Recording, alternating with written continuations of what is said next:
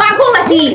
আমি পাগল না, আমার স্বপ্ন আর বাস্তবের মধ্যে একটা বিরাট ফারাক হয়ে গেছে, এই জন্য এরকম করতেছি।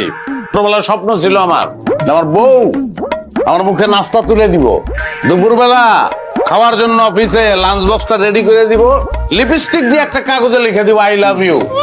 সেই কাগজটা দেখা আমি পান্তা ভাত পোড়ামরিচ দিয়ে খাবো, আমার বিরিয়ানি পোলাও খাইতে ইচ্ছা করবো না। ঘটনা কি করছে বাস্তবে উল্টা, হোটেল থেকে নাস্তাই না আমার খাইতে হইতেছে, নিজের লাঞ্চ বক্স নিজেরই রেডি করতে হইতেছে। হ্যাঁ, বিরাট ফারাক না স্বপ্ন আর বাস্তবে? জীবনটা তেজপাতা। কি বললেন আপনি? তেজপাতা? আমি আপনার জীবনটা তেজপাতা মানেছি নাকি আপনি আমার জীবনটা শেষ করে ছাড়ছেন? আপনি কি ভাবছেন স্বপ্ন খেলে আপনি একাই দেখেন?